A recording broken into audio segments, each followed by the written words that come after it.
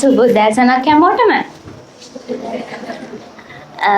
මං හිතනවා සර් චුට්ටක් ඕගලන්ට විස්තරේ කියලා ඇති. චුට්ටක් කිව්වනේ. හරි. ඊටු ටික මම කියන්නම්. මුලින්ම අපි කියන්නම් අපි කවුද කියලා. අපි අද මෙතන 6 දෙනෙක් ඉන්නවා. අපි දැනට කොළඹ විශ්වවිද්‍යාලයේ නීති පීඨයේ තෙවන වසර විද්‍යාර්ථය විදිහට තමයි ඉගෙනීම ලබන්නේ. අපි තෙවන වසරේ අවසාන සති දෙක තමයි මේ වෙනකොට ගත කරමින් ඉන්නේ. එතකොට දැන් අපි අද ආවේයයි කියන එක ගැන කියන්න ඕනේනේ. ඔයාලා දන්නවද පාඩයක් තියෙනවා. ඒක සමාජයේ කියවෙන පාඩයක්. නීතිය නොදැන සිටීම උසාවිය ඉදිරියේ නිදහසට කරුණක් නොවේ. අහලා තියෙනවද? කීප දෙනෙක් ඔළුව වරරෝ පේනවා. එතකොට දැන් මේ වෙනකොට මං හිතනවා මං ඉස්සරහට කියනවා අපි මොනවද කතා කරන්න බලාපොරොත්තු වෙන්නේ කියලා.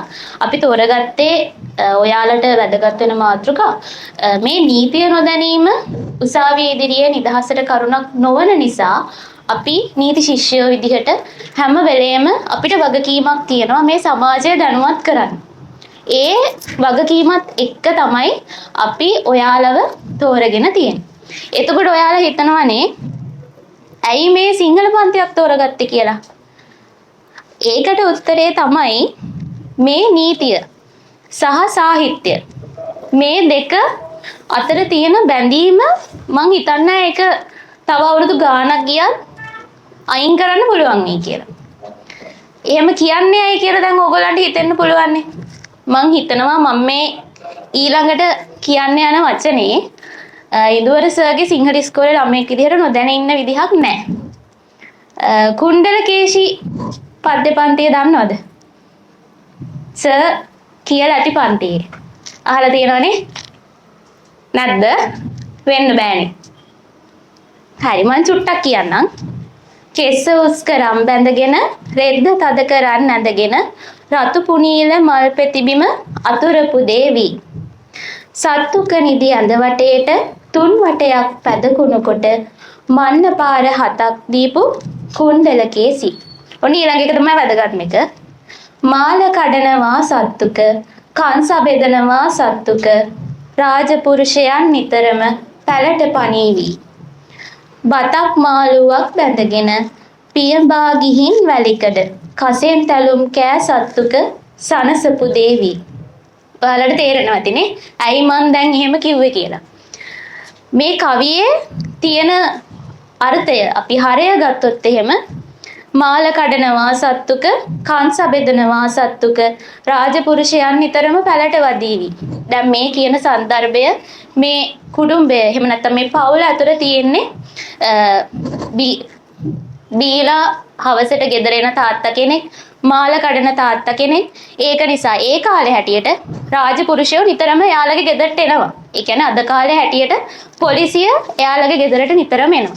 ඉතින් මෙන්න මේ ඔයාලට බොහොම සමීප නිසා තමයි මම මේ කවිය තෝරගත්තේ. ඒ කවියත් එක්ක ඇයි අපි මේ ඉන්දුවර සර්ගේ සිංහල ඉස්කෝලේ තෝරගත්තේ කියන එක මම ආය විස්තර කරන්න ඕනේ නෑ කියලා මම හිතනවා. ඊගාවට අපි අද මොනවාද කතා කරන්නේ? අපි මේ දැන් මම ඔයාලට කිව්වනේ අපි තෙවන වසරේ අවසාන සති දෙකේ ඉන්නේ කියලා. මීට සති දෙකකට වගේ කලින් තමයි අපේ ඉන්ටර්න්ෂිප් එක සීමාවාසික පුහුණු කාලේ ඉවර වුණේ. එතකොට අවුරුදු 2කමාරක් විතර අපි ඉගෙන ගත්තා. ඒ කියන්නේ තියරි විදිහට ඉගෙන ගත්ත දේවල් වල ප්‍රැක්ටිකල් කොහොමද මේවා වෙන්නේ කියන එක අපිත් ඇත්තටම ඉගෙන ගත්තේ ඒ ඉන්ටර්න්ෂිප් එකෙන් තමයි. එතකොට අපි ඒ ඉගෙන ගත්ත දේවල් ඔස්සේ තමයි අපි මේ ඉස්සරහට කතා කරන මාතෘකා 6ම තෝරගත්තේ. අපි මුලින්ම කතා කරන්නේ අපරාධ නීතිය ගැන. අපරාධ නීතිය කිව්වහම තේරෙනවනේ අපරාධ නීතියත් සමග අපි කතා කරනවා ඩ්‍රග් සම්බන්ධ එහෙම නැත්නම් මත්ද්‍රව්‍ය සම්බන්ධ නීතිය කොහොමද කියන එක. එතකොට මේ මාතෘකාව කතා කරන්නේ මේ අක්කයි අයියයි.